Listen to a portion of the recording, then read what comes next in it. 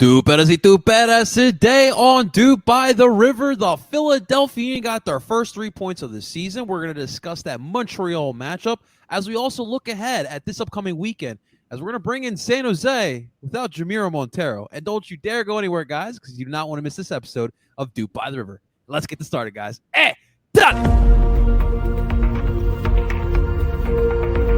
Dupe by the River doesn't do anything well. There is not one. I'm sorry. There was no creativity. As a Union fan, I take that all day. Another DP. We need to go get Mario Balotelli. And that is right. Welcome, everyone, to Dupe by the River, the show where we follow everything Philadelphia Union. And, of course, we are brought to you by Philly Sports Network. Before we dive into today's episode of Dupe by the River, real quick, guys, make sure you guys hit that like button. Subscribe to the Parceros Phillies YouTube channel. We broadcast all these lives on this channel every single week. And, of course, you can catch us on PSN Radio alongside all of your other favorite Philly Sports Network podcasts. And you can find that wherever you stream pods, from Apple, Spotify. All right, ladies and gentlemen, let's introduce to you our experts duping. And first, ladies and gentlemen, that Burton hoodie, Zach Lobasso. What's up, Zach? How you feeling, brother? Good, man. How are you? I'm good, man. I'm ready to talk some Union soccer, man. I'm excited. And then, of course, my man, Mr. Justin, name pending VAR review Freitberg. Justin, what's up, brother? How you feeling? You know, it's another week. Get to talk about the Union. Get to talk about a victory. Yeah, so dude. Always a good day. Yes, sir, man. It's exciting to talk about the first win for the Union season, and we'll obviously dissect into that. We'll look ahead at San Jose's matchup as well later on with a very special guest as well. But, gentlemen, as always, we are Union fans, number one, but number two, big MLS fans. And I think that this past weekend, we saw a huge moment for our league, our young league. Of course, if you did not watch on Saturday night down in Charlotte, North Carolina, Charlotte had their home opener in a sellout crowd, 74,000 strong, to watch Charlotte FC take on the pitch. It was a L. They didn't take any points against LA Galaxy, but it was a special moment as a soccer fan living in America, seeing Bank of America Stadium, the packed as it is. It wasn't for the Panthers, it was for Charlotte FC. And as myself, snob as I like to call myself, it was a very special moment, and I kind of wanted to get your guys' thoughts on just the atmosphere and what this could mean for our league going forward and expansion, all that good stuff. Justin, name pending VAR review, man. What's your thought on Saturday night? Yeah, you know, it's great to see a new team come in and I think really take the town by storm. I know my cousin is a season ticket holder for Charlotte FC in the supporter section, and he was sending me pictures all night, and it seemed like he was having a good time, and it seemed like everyone was having a good time.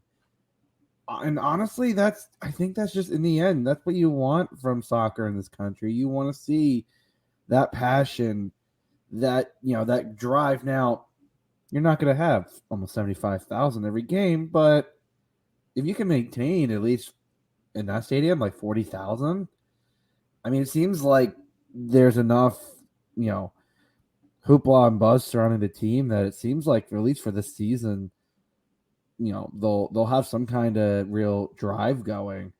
Now, obviously, as play may not be great, fans might not show up as much, but you're still going to have the diehards, the people that want to show up. So, I mean, there were a lot of good stories about that night. My personal favorite was Sasha Kleshton. Yeah, that's pretty dope. And the kid that 10 years ago he visited, in a hospital, was battling cancer, and now he was a draft pick of Charlotte and swapped jerseys. You talk about soccer being the beautiful game. Well, that's definitely one of those heartwarming moments that makes you believe in the good parts of the sport. Yeah, it also shows us Sasha's getting pretty old, man. I'm just kidding, no, but it's definitely a great. Yeah, it's definitely a great story, and so many of those type of stories the past couple of seasons, and so many great stories on that night as well. Obviously, the national anthem. That I thought that caught a lot of buzz throughout social media. That was so dope to see, and that's like those little beautiful moments. That's why we love this game. That's why, as Justin said, it is the beautiful game. Zach, man, any takeaways from Charlotte on Saturday night? It was very loud. It was very loud. It's important. It's honestly a shame that we didn't see them score a goal, because then I would have loved to hear what the stadium sounded like with 75,000.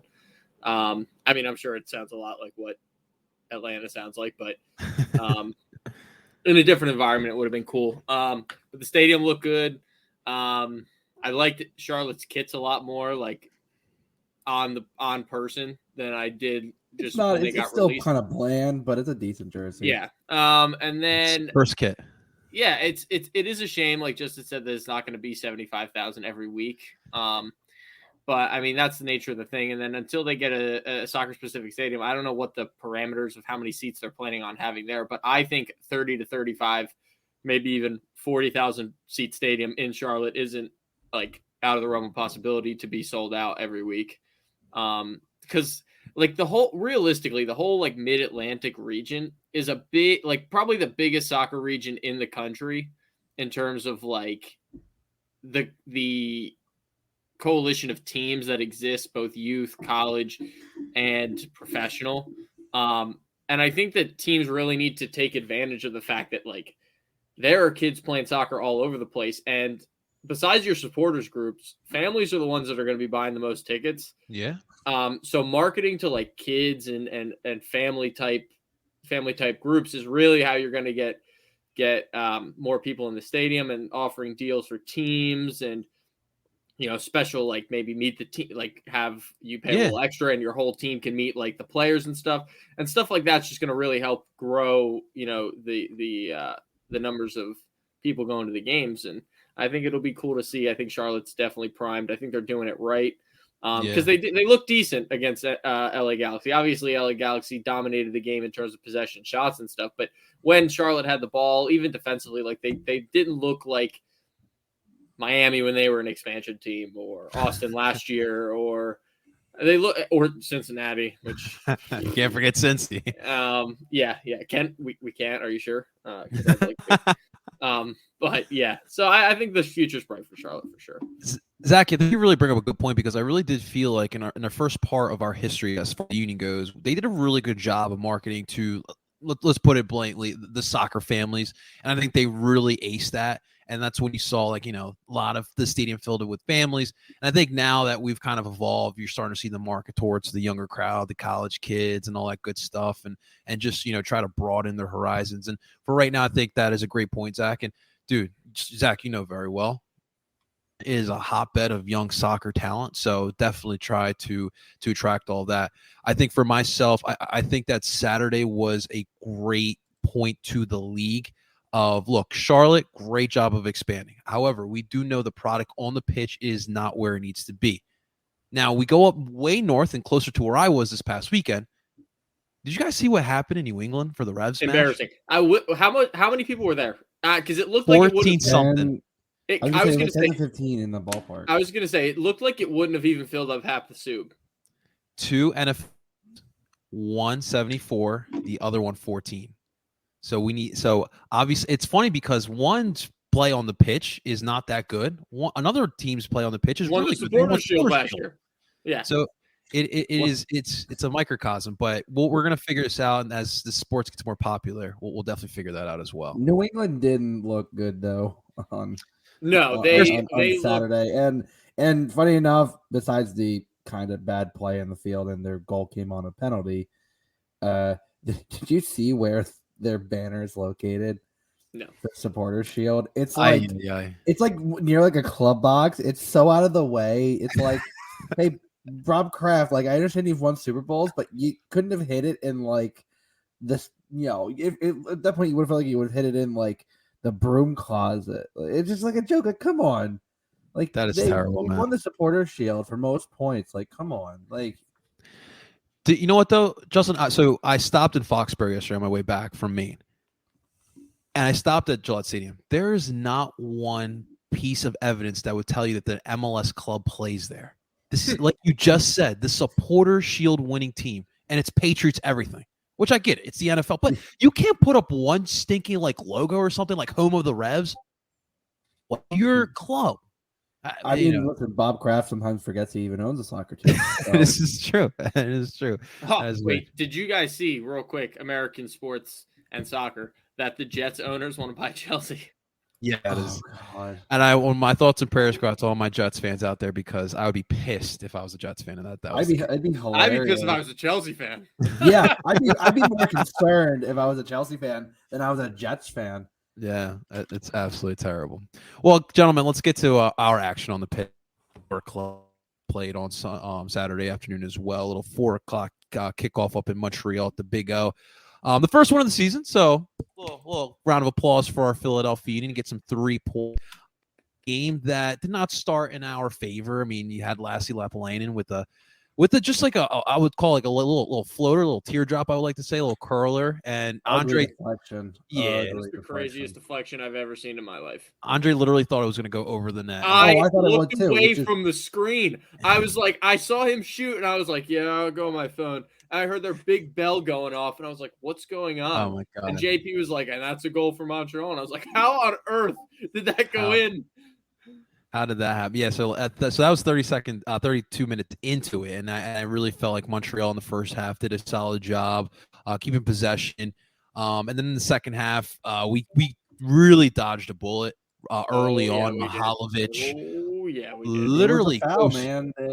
He is filthy though. We know your love for Mihalovic. I think the reason, I mean, I think Jack Elliott, I think they kind of backed off because they thought it was a foul. Like, it was. That whistle, man. You got to play that whistle. Yeah, and he goes right up. You can't risk that. He goes right down center of the pitch, gets by Andre Blake, and of course, we go to the wonderful VAR as we see in Justin's nickname here today, and the ref said, no goal. A couple minutes later, though, Alain Bedoya with a nice heads-up play gets the ball in the box, lefty, the opposite foot. Yeah, broken play. That was just so disorganized, and Ali just thrashes it. Because Sergio was holding off a guy while holding up the ball. Then the ball skirted through to Gazdag, who for sure got fouled. Like, that was a pen. Yeah, I was waiting for like the call. Like, I was like waiting for something, and then the ball just bounced around, and Ali it just powers through to even get it to his foot, and then just belts it and curls it inside the screen. And then the camera pans to Leon Flock. And I was like, wait, what? It was a lefty shot. It must have been Leon. I thought it was Bedoya. Leon. I thought it was Bedoya, but I was like, all right, Flock scored. That's cool. And both guys' numbers ended in 1, so it makes sense. Yeah, they were like, no, it was Bedoya. And they're like, was it Flock? No, it was Bedoya. And I was like, I have no idea what's going on. Well, then on your second goal, 3 minutes later, this is the game. Beautiful just ball from Kai to Julian, and Julian controlling it perfectly. And then beautifully. Filthy teardrop pass. To your Daniel Gazdak there, Zach, and Daniel finishes it off. The Union get this win 2-1. How he took a touch in that span and then finished, because he was running full speed. I thought he was going to hit it first time. That was a weird play. Like, you look at it, and first of all, great touch by Carranza to chest that down and push it ahead, and then that cutback, and then you look. Gazdag's a righty, so he takes that touch with his left, and then I don't know if that was a toe ball. It looked so awkward. He did open his foot, but it did look like it was caught under his feet a little bit. Yeah, like he kind of he had to lean over it, not to because he kind of looked like he was about to fall over as the ball went in the net. And I was like, within 2 goals in 3 minutes, and you're going, oh shit, oh shit. It's my MVP. Turn it around. They turn it around. Real quick, just want to say say hi to some of the guys in the chat. AK Gaming, he's already done with Casper Shapilko. Guys, by the way, I might be in line for you guys to buy me that jersey at this rate. Because you know Glesnes is scoring. Casper scoring is definitely a question mark. Yeah, man, that is so true. We want to say hello to Trav. Thank you so much for tuning in here tonight, my man. We're much better off with Casper. Everyone's much better without Casper. And he's also showing some love to Julian Carranza, already making an impact, and did Ure. Well, we'll get to Ua as well. we made big steps forward. But for sure, we'll talk about that in just a second. Wow. What is up, PJ? Thank you so much for tuning on in, my brother. We got Mike Thomas in the building. What's up, my man? So bummed we didn't get to see content. We did for 7 minutes. We did for 7 minutes. We'll see some more, man. We'll definitely see it some more. Honestly, I know we haven't looked great, but I'm compared to the past starts, we look amazing. I'm hyped for the season, and that's a great point for PJ. It's still really early, and the Union never really. They're not a team that's going to start Let's off. start off. They usually you typically this season you're usually starting in March. Usually by like mid-April is when they kind of start to kind of figure it out. It takes there's a reason that the beginning of the season doesn't really mean much. It's just teams are figuring it out. They're like the Phillies in the golden era. Once it gets to like August, September, they start turning it up, and they're one of the best teams in the league. So it'll be all right, guys. We'll be there. We'll be there. But gentlemen, I want to hear your takeaways. Your takeaways from Saturday's match. Takeaways from Saturday.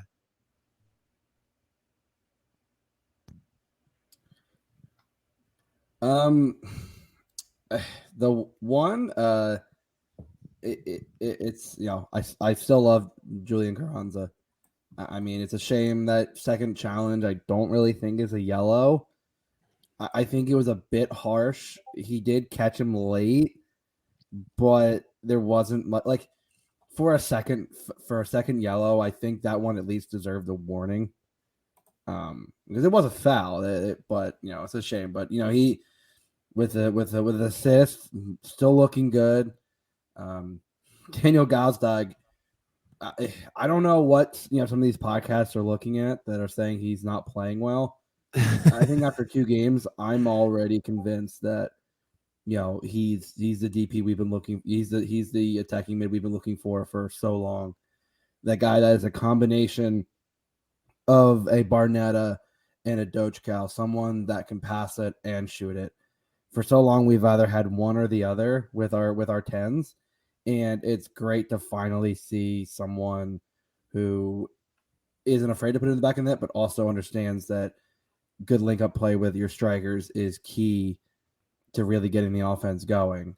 And honestly, but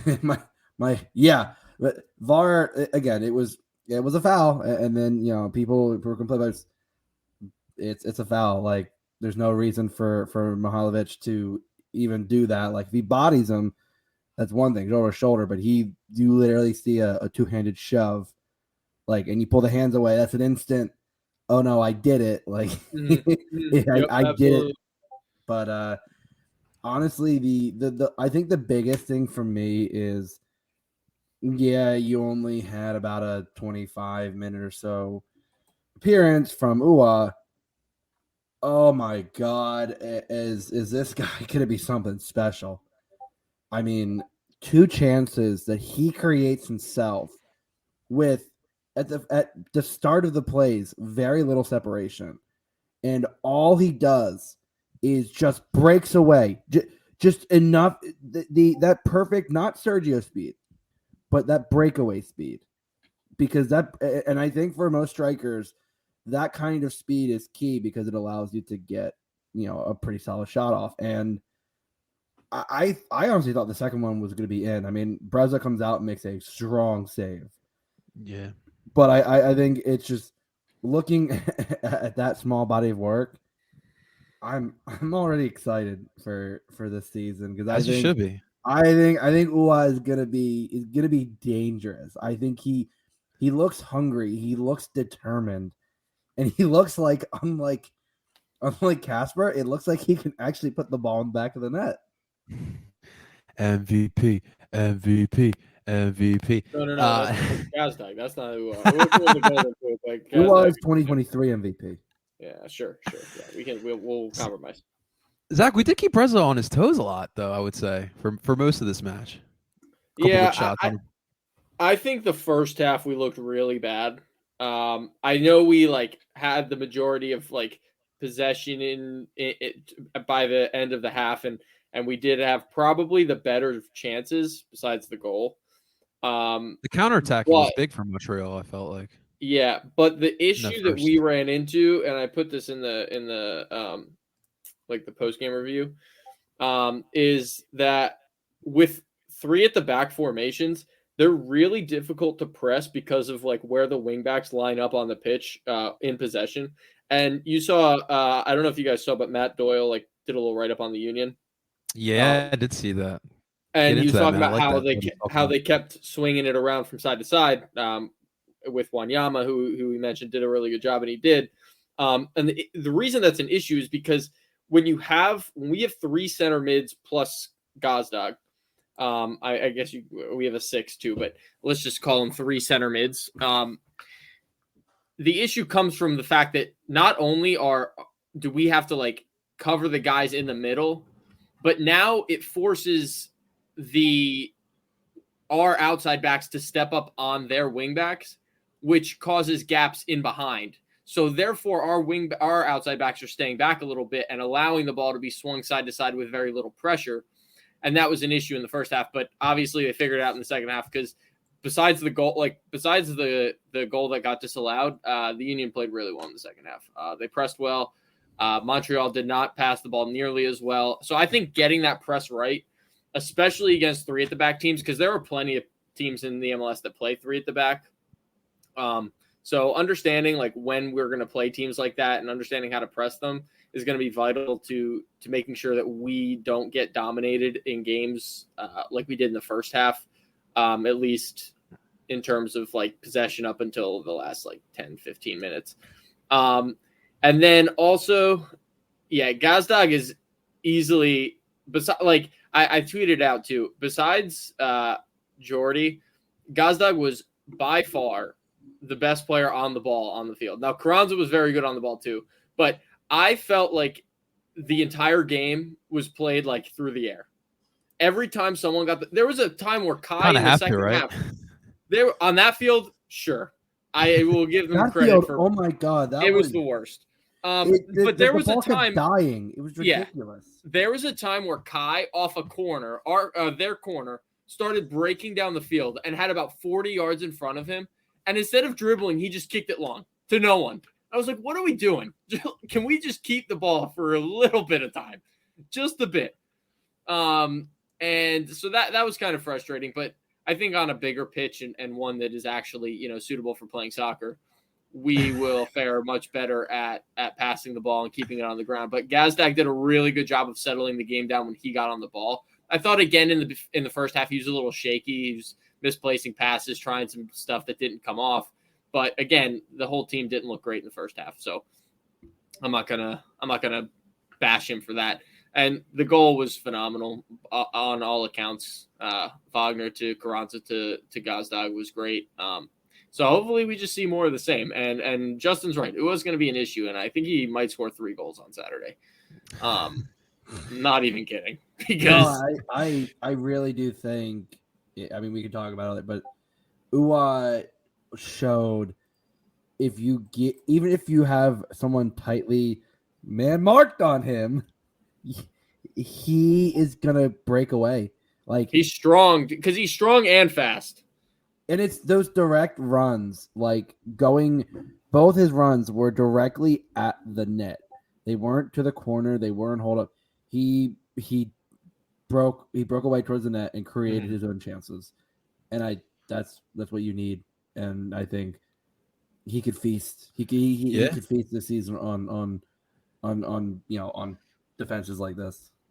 I really felt like I mentioned the counterattack. I thought Montreal was killing us on that. But Ismail Kone, did you guys see him in the first half? Literally all over the pitch for Montreal, especially on the counter. He had the assist on the lap line. And no, he was a problem in the first half, and I think that's what Jim addressed in the second half. You saw him and Wanyama were controlling the midfield in the first half. Yeah. Second half, the Union, even down a man, gummed up the midfield, made things tough, forced them out wide. And if you're trying to cross it in all the time against the Union, between Klesnes and Elliott, you're not getting that ball through. Like even with Kai Kamara, I said it. If you're going to be relying on Kai Kamara to be, those headers, he's great at headers. Like against defenses that don't have, two walking, bean poles.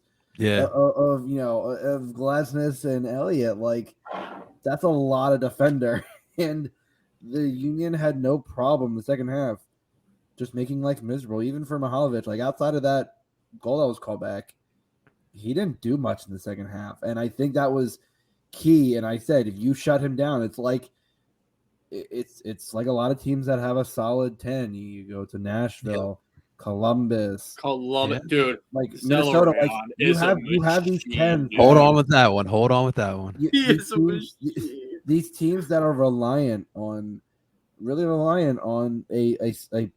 playmaker to pull the strings and don't have much other creativity. And Jordy was balling in the first half and then just shut him down, man. Yeah, the Union just gummed everything up and made life difficult. I actually think my biggest takeaway is that my Montreal at 4 pick is not as insane as everyone. I still think it's insane. I still think it's insane. Probably not. I think they're going to be good, dude. I think they're going to be good. Real quick, guys, because we got 4 minutes left here before we have to move on to San Jose. I think we do need to touch upon the right back situation. Oh, yeah, Harriel won it, dude. Harriel won it. It's his job forever. Mike commented here. I have no problem with this. Zach and I both said it last week that we thought Nate would maybe take over against San Jose. Like, we felt sooner rather than later. And Jim addressed it. He said performance. He knew what we saw, that Bizo was not playing well.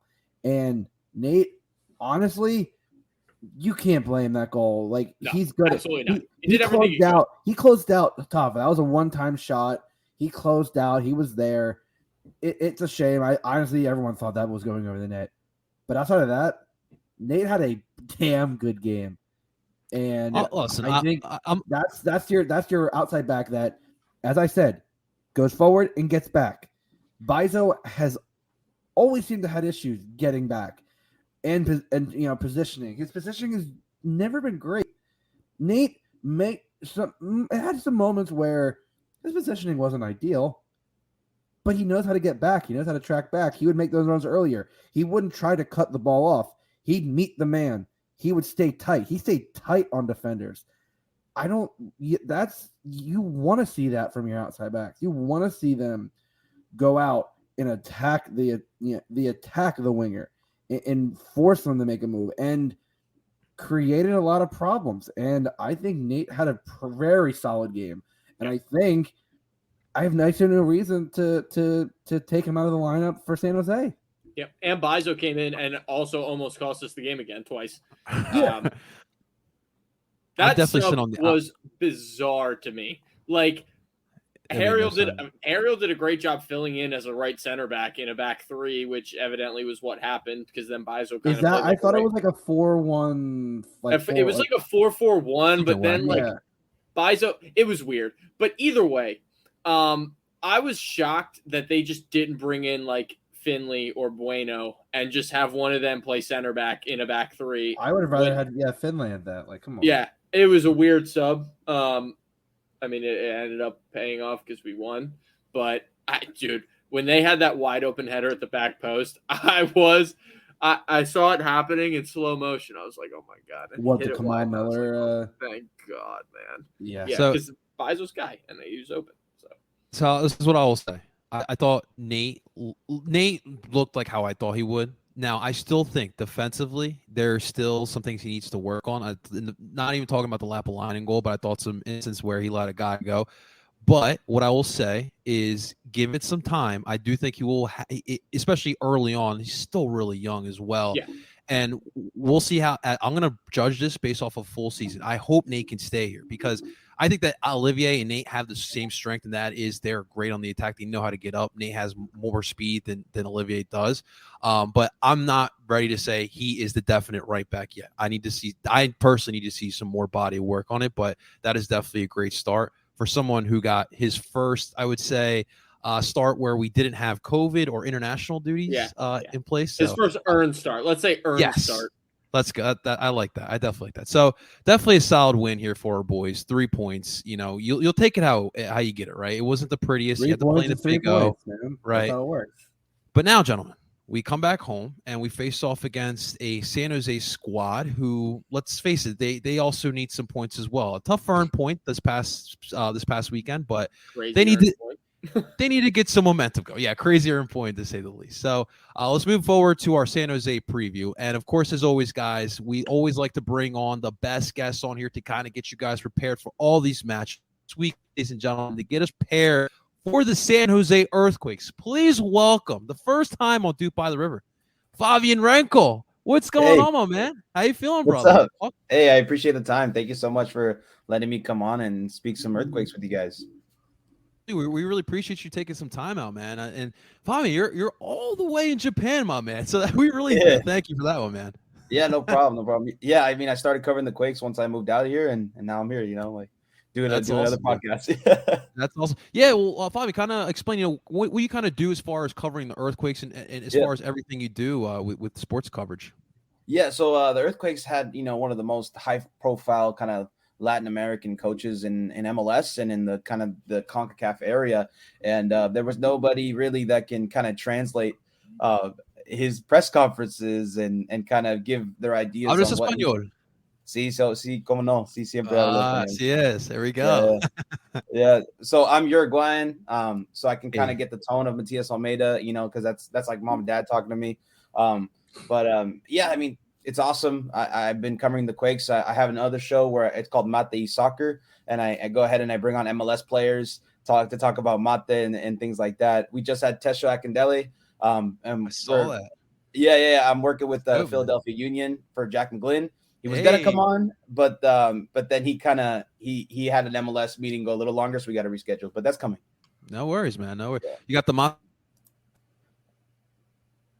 Sorry, you cut out for a second, but yeah, I have mate in Japan because Brazilians drink it. So okay. Yeah, I do have the mate around, but like I said, like I always say in my episodes, it's a journey to put it on and to really set it all up. When you get a cup of coffee really easy, but it's more of a culture thing for sure.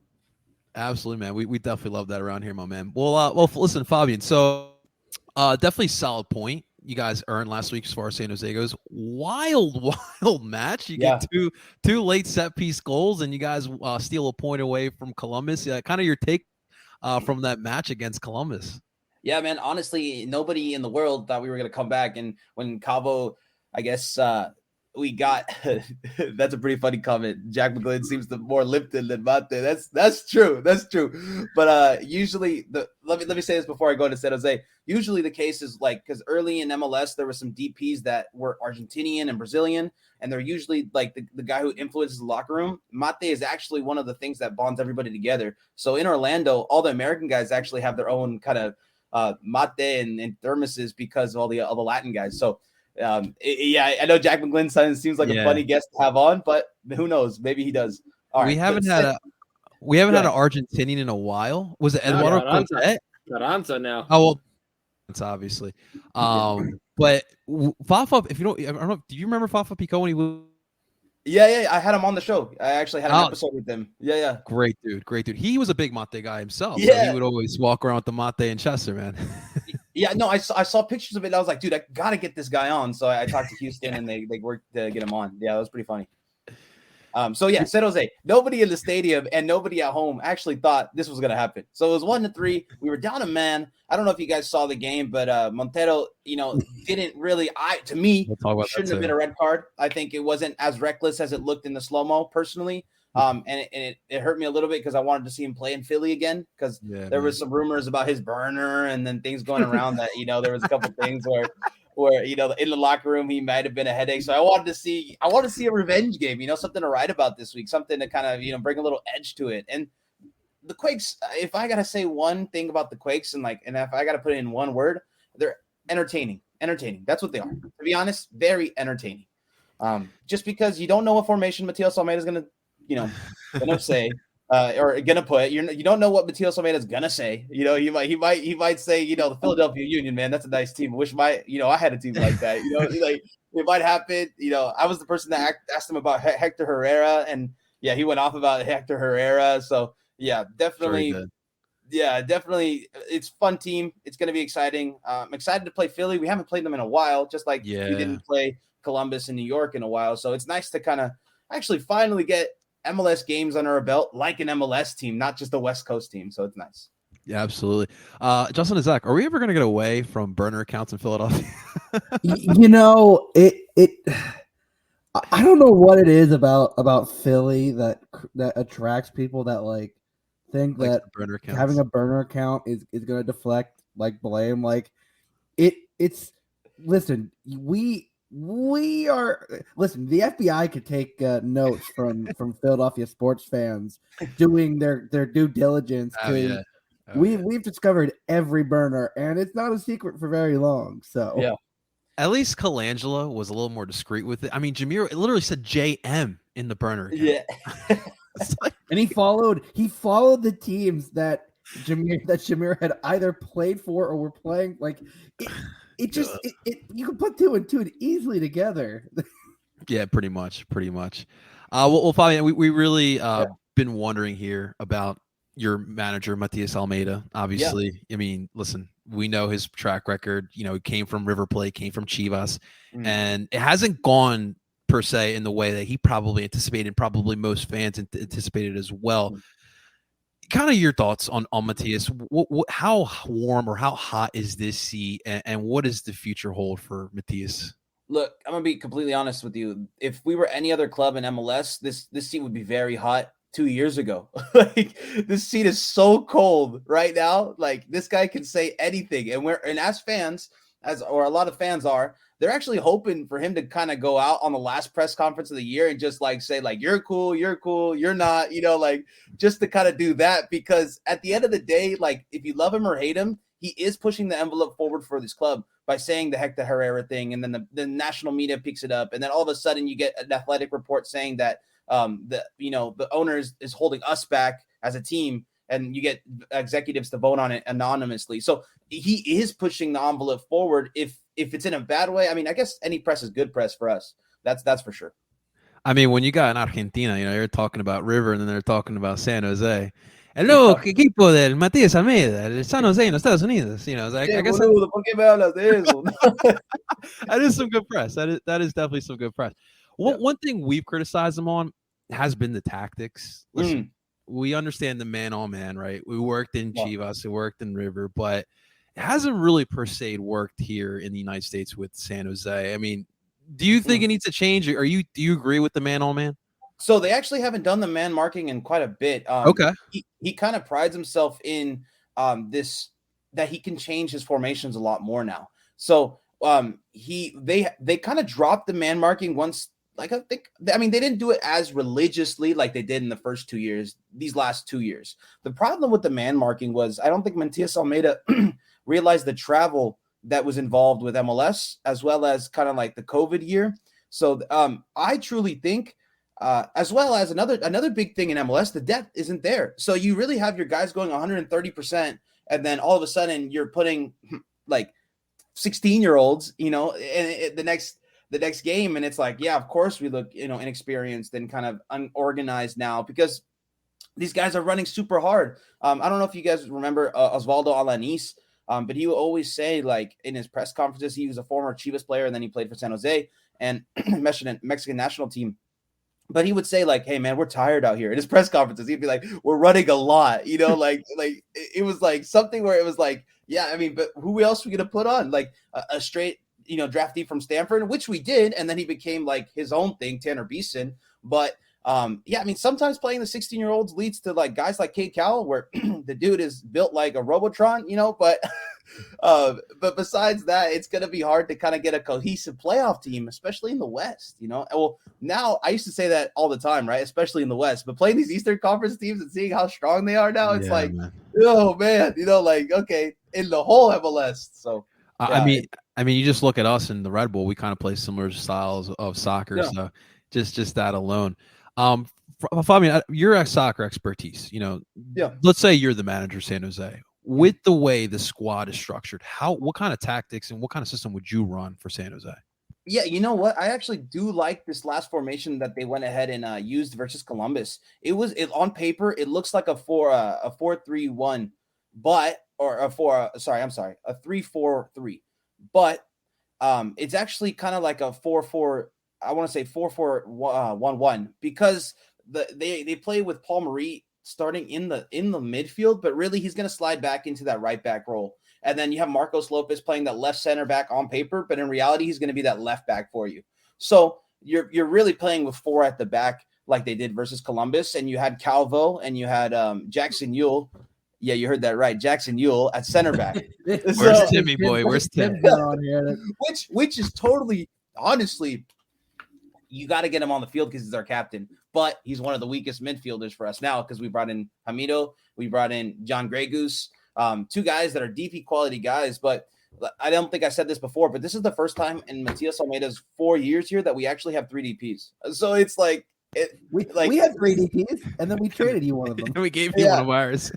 You know what? Like Hamido does look like he's class, and I gotta give Chris Leach his roses. Maybe we took advantage of somebody having a burner account and getting caught on it, but I would take it. I mean, the first 2 touches he had for the Earthquakes, it definitely looked like class. But personally, for the tactics, I like the 4 in the back because we have Marcos Lopez, which he doesn't get a lot of praise, but that dude, I'm gonna say it. I'm gonna say it on camera. He's the best left back in the league. I mean, he does it for Peru.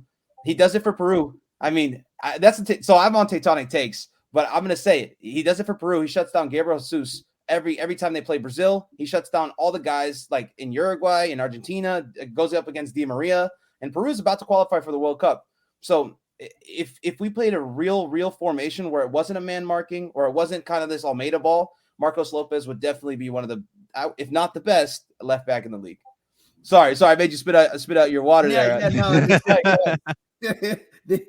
Kai Wagner might like a word about one of the best left backs in the league. Yeah, well, no, Extra Time did a piece about the best left backs in the league, and he wasn't in the top 5. And I was like, dude, you guys watch anything besides CONCACAF? Like, there's no way this guy's shutting down Gabriel Jesus and Di Maria, and you're not putting him in the top 5. That's just me. Yeah, no, I have some issues with Extra Time's rankings, but that's I think they do it. I think they do it to add a little salt, so they talk about. A little spice to it. Exciting guys for the team. Sorry if I cut you off. No. Go right ahead, please. Marcos Lopez is definitely a guy to keep an eye on. I was gonna say Hamido, but you guys already know. You guys already know him.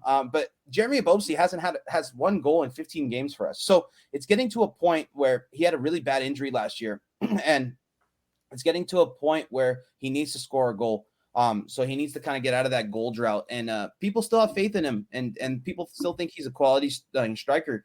I even start him on my fantasy team. Maybe that's a regret, but it's something where he needs to get a goal in. So I would keep an eye out for Jeremy Ebobsi and Marcos Lopez, but as well as Chofis Lopez. Chofis Lopez can score an Olympic goal on you, so it's really this team has a lot of creative potential. They just can't get it on the field. Okay. What about what's going on with Tommy Thompson? I brought him up before we started recording. I remember a couple of years ago. I mean, he was like one of Almeida's favorite players, and now he's coming off the bench, from my understanding. Well, so Tommy Thompson was a fill-in right back. Like, he did a great job, kind of being that Band-Aid to an open wound that we really haven't filled in since we traded away Nick Lima to Austin, and now we see him doing big things in Austin. But again, Nick Lima didn't even work well in San Jose with Almeida, so it's something that we haven't really truly filled in since Steven Badischer, since the Goonie days. So it's something that we've had a rotating door of right backs the whole time. But we had Marvel Wynn. Marvel Wynn did a great job at right back too. But the problem with the right back position is Tommy Thompson got burned by Christian Pavone way too many times, and the DP quality is just getting too big. Tommy Thompson's a good right back for the regular MLS player, but when we're talking about the DP level guys like Pavone, that was in the league a couple years prior, the Velas, of course he's going to be outmatched because he's not a real right back, right? But he comes in the game nowadays. He can be a 10, he can be an 8, he can be a right back. So it's something that he is going to be able to play that right back position sometimes. And how much of a hype is Cade Cowell right now for San Jose fans? Yeah, the Cade Cowell hype train was really high before the season, really, really high.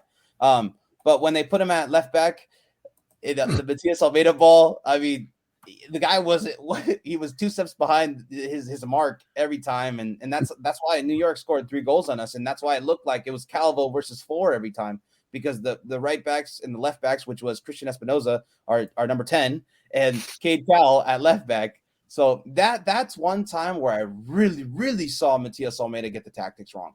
And that was a little too ambitious. And that goes to the Quakes not playing any MLS talent in preseason, because that worked. That ran havoc during the USL teams. But when it was against an MLS team and a strong MLS team with New York Red Bulls, yeah, that didn't work. Was Jamiro really playing as a false nine in that game? No. The lineups are so wrong online. Okay, Yeah, because we were looking at like we're like this can't be right. Like Jamiro thought he was a 10 here. Yeah. Is he a striker? Like what? No, Jameer thought he was Ronaldinho here. Yeah, he did. Seeing the little glimpses of Jamiro, like definitely quality compared to, I mean, the Quakes have some good players, but seeing his, like, at least his kind of like creativeness and his kind of touch, it's like, whoa, like that's something I haven't seen on the Quakes for a little bit. So it's nice to see a player like that come in for us. I know he can't be a headache in the locker room because we already got too many headaches. Like I would say the issue really wasn't necessarily. I mean, yeah, he was a head case in the locker room. The problem was he's an 8 that thought he was a 10 in the system where we already got a DP 10 that was the player we needed, and every time he touched the ball near the box, the play died because he thought it was Ronaldinho, and he would try to take 3 guys on, and the ball would go the other way. Like we loved him, he had some quality, but there were times it's like, you're not that kind of midfielder. He was frustrating. That was his problem, though, because I do think that I do think he could play as a 10. I think he could play as an 8. I think the problem was the dancing. Like, why are you trying to take on 2 defenders? Just find the quick pass, and especially in our system, like make the quick passes. That goes farther than what and also just taking the long shots. He wasn't. Oh my God, the free kicks over the damn net. It was like Brujo taking a shot. You knew that ball was never going near the net. Yeah, I was gonna say the first press conference we had with Ramiro, he talked about the passes need to be quicker. So that's pretty funny because you guys are saying that he wasn't good at passing the ball quickly. And to be honest, he's not even a 10 here. Chofis Lopez is our 10. So it's truly weird to see, like, yeah, I mean, but we re-signed him. I guess Tanner Wald kind of said that we re-signed him for another year. So we'll see how it works out. I don't think we're gonna get Chofis Lopez on a permanent, so that's why I think Hamidou is gonna be our 10. There you go. Mike brings up a good point, and I actually agreed when that deal went down. I think you guys got a good deal for Jamiro as well. Go ahead, Fabian. Yeah, when I wrote a tweet, I saw his first touch of the game. I got a little too crazy. I said, this might be the best offseason move by any team this year. For the price, it might be, because of the price tag. Yeah, exactly. Go ahead. Yeah, it was one of those deals that, yeah, the Union could have gotten more, but the Union had such depth that and San Jose needed the player that it's a win-win in terms of you're getting an international spot, you're freeing up that roster spot, and like, yeah, the deal, you could have gotten more, but at that point, if he was the locker room problem that he was, it was at least worth just getting him, and you won't have to at this point, you won't have to see him the whole year. Right. Well, as we know, we won't see him this upcoming Saturday when San Jose takes a trip here. He purposely planned it. Him and Ben Simmons. It's collusion, I'm telling you. Yeah. Neither wanted to play in Philly. They knew it. This was supposed to be revenge week. At least Jameer has a valid reason.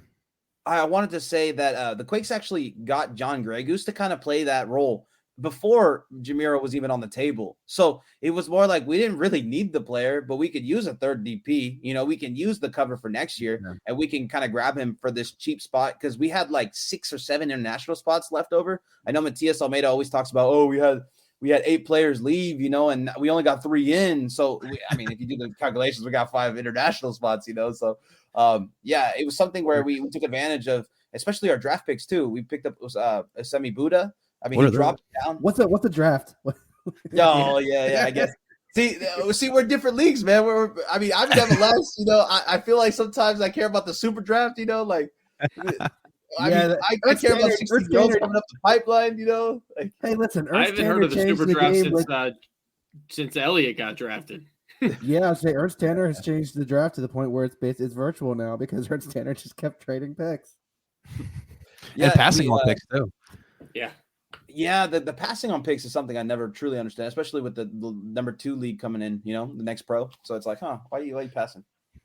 That's a good point. At least like take 1 or 2 players, right? But I mean, Or, yeah, Ernst or really just feels that strongly. give him a free hat, you know, like just draft him, and then you can throw on his Wikipedia, and then all right, man, we'll try you out, and then if it doesn't work, it doesn't work, right? Absolutely. I think too as well, Fabian. You know, as you're going to interview Jack, you'll notice like we're pretty strong in that position. We got Jack, Quinn, and Paxton, 3 young homegrowns who we're trying to give some more opportunities because they truly have deserved it with their play and in the short amount of minutes that they've played. So I think it'll work out. I think it'll work out for both sides for sure. Yeah. All right, well, guys, let's look back at our club here. So as we do. Let's start up looking at these lineups here for both sides. Gentlemen, this upcoming Saturday, obviously no Julian Carranza this upcoming Saturday. So what could you see the lineup being here? And will the diamond continue on? Zach, if you see the lineup being here for the Union? I think it'll be the diamond and everything will stay the same except Corey Burke will start and Ua will start. I think that's basically it. Maybe Ali doesn't start. I don't know about how they're going to manage his minutes this season.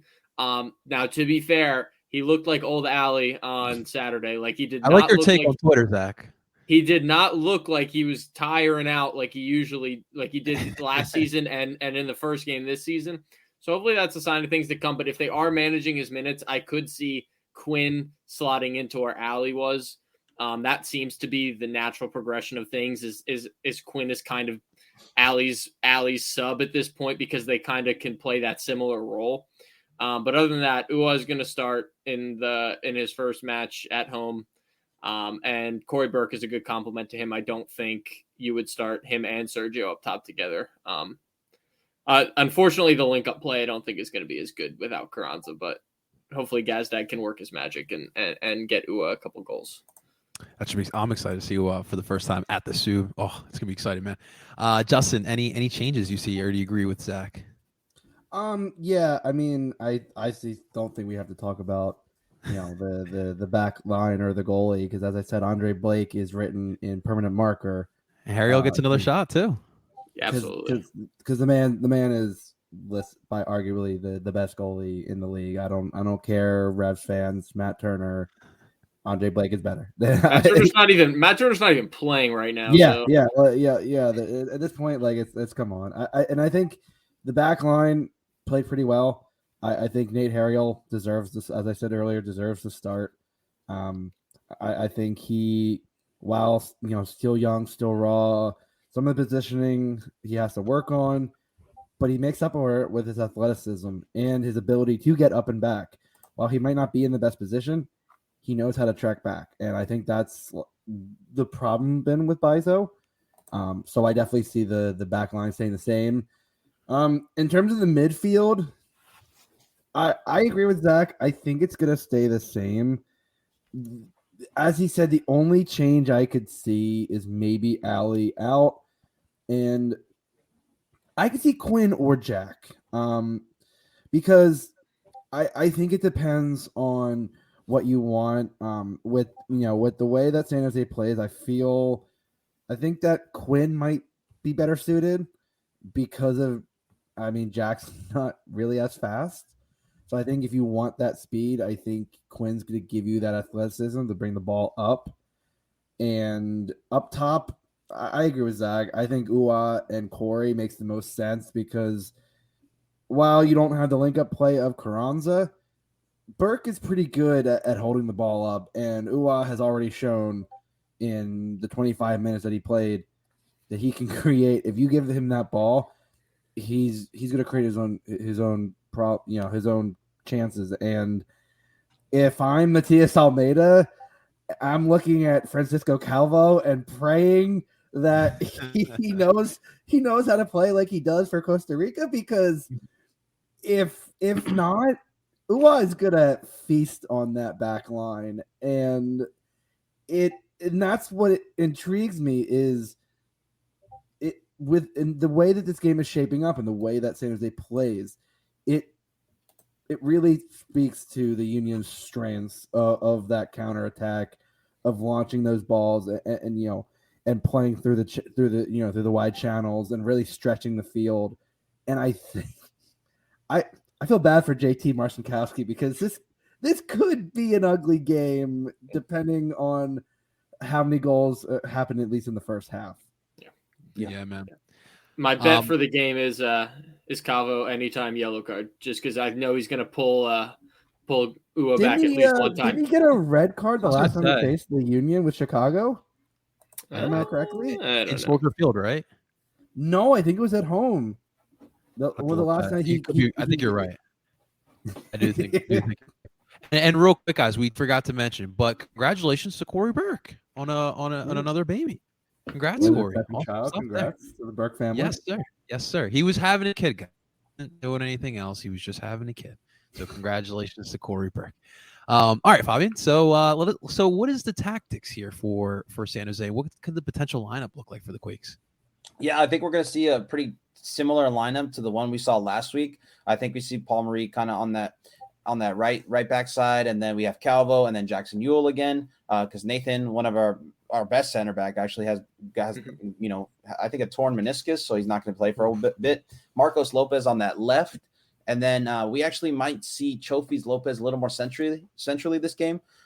We saw him kind of play out to the right hand side last game, and then we're going to see probably Espinoza on the left. We're going to see Judson and Rometty in the middle, and then as well. Actually, I'm sorry. There probably no Judson, probably Jan Grey Goose. And then on the right-hand side, it's going to be Espinoza. On the top, it's going to be Cade Cowell and probably Jeremy Bobusi. I think we're going to see something like that. But I'm going to say this. The one, MLS great Chris Wondolowski once said, in a Matias Almeida system, there really isn't positions. so that's the honest truth. We can talk tactics all we want, but we got 11 players out there. I mean, the only person that really has a position is JT, but sometimes I feel like he's a cat out there because there's so many balls peppering him. So definitely, he does a great job for what he has to do. But we're hoping the San Jose Earthquakes are definitely hoping that Calvo kind of has this little resurgence. And to be honest, we may just throw him up there as a striker. If he gets 2 goals at crunch time, you might as well throw him up there to be a striker, then maybe throw a Jan Grey Goose down like Jackson Ewell to be center backs, So okay, so I'm intrigued. So you see Marcos Lopez going up against Nathan Harriel. Yeah, that should be a great matchup. I think it's something that would be definitely a great matchup within MLS next week. Great test. That's a great test for Nathan Harriel. We'll see how he answers to that one for sure.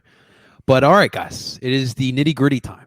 It is prediction time. So, Favian, as you being our lovely guest here, what do you see happening this upcoming Saturday in Super Park?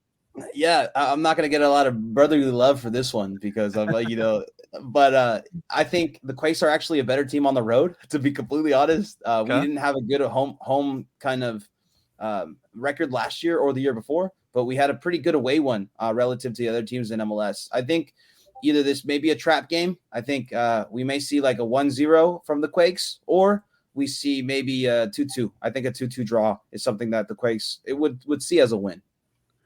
So as the last time I checked, the weather in Chester, Pennsylvania on 25 Saturday degrees. And rain, no? Some rain. Rain promotes the day, but by game time, it's gonna be like down to 25. But Zach and I have our Casa League opener on Saturday, 19 radius all hell. I may or may it depend. My game for Saturday still is yet to be scheduled for my indoor league for my team that I'm coaching, so I don't know if I'll be there or not. But yes, it is going to be gross. That's definitely going to be a factor. But all right, so Justin, what do you see happening on Saturday afternoon or night? I think. It's gonna be choppy. It's gonna be chippy when you get between Ali and Calvo. I don't know who's gonna have the more fiery personality on the field. But as I said, I think if this was the first game of the season, I would definitely agree with Favian that this might be a trap. But I think getting Minnesota out of the way, and especially Montreal on the road, I think the team shook off whatever nerves that they had. I definitely see the team Union winning. I'm initially was going to go 2-0, but I think I'm feeling 3-1. And I think bags his first goal for the Union, and I think it's a banger. And I think, who knows? I think as it gets late, I definitely see Almeida throwing Calvo up there. But unfortunately, the difference between Columbus and Philadelphia is our center backs tower at least 6'5", 6'6", compared to Columbus. We have between the Viking and Jack the Beanpole. It's tough to see who's more of a walking Peter Crouch. But no, I think 3-1 Union. I think it's a shame Jamiro's not going to be playing, because I'm curious to see what his reaction would have been, at least the fan reaction to him would be. I would assume positive, right? I mean, Yeah, I would think. I would so. assume mostly. He didn't pull a Ben Simmons, so I think it would be positive for sure. Zach, what do you think happens on Saturday? I concur. I think 3-1. Okay. My prediction is a little more ballsy because I think Ua is going to score all three, but I also think that either Cade or Abobasi get off the mark on Saturday. One of the two gets their first goal of the season. So should be interesting. Fabian, before I let you go, one quick question, since you are actually our very first San Jose guest, so thank you for that one. Yeah, thank you. One thing I always wondered, I love the San Jose Clash look. I love the kits look. I would love one of those. That's one of the kits I would love. That's a non-union one. Yeah. For you personally, yeah. would you, if you had the opportunity, would you go back to the Clash, or are you cool with the history of the Earthquakes? You know what? This is actually a big topic in like the San Jose world, right? Like last week we played against Columbus, two maybe of the most unrecognizable teams in MLS, right? Like if you look on a map, where's San Jose and then where's Columbus, right? Most people don't know it. Or at least people outside of the U.S. kind of don't know it. You got the man. What's that? Sorry, one more time. You guys represent the Bayside, the Bay Area, right? But if you say, "Hey, where's San Jose?" they can't point into a map. So the problem is more like the Golden State Warriors, like where they say it's the Golden State Warriors, but like they know like it's from the Bay because they have the city jerseys, they have the Oakland jerseys, they have like the Bay jerseys. So I think the San Jose Earthquakes. I mean, for one. This is a sentiment around the league or around the fan base. We do need new owners. I mean, he's the owner of the A's, so he's really. I mean, you guys know of the Oakland A's, right? Moneyball and Billy Bean. So it's something that he wants to implement in soccer. And then another thing is we need to capture the whole Bay Area. Like the San Jose kind of name is what roots all the way back to the NASL days, where it was like, we're the blue collar side of the Bay Area, or we're not San Francisco. We're not, and that roots all the way back to when we first started.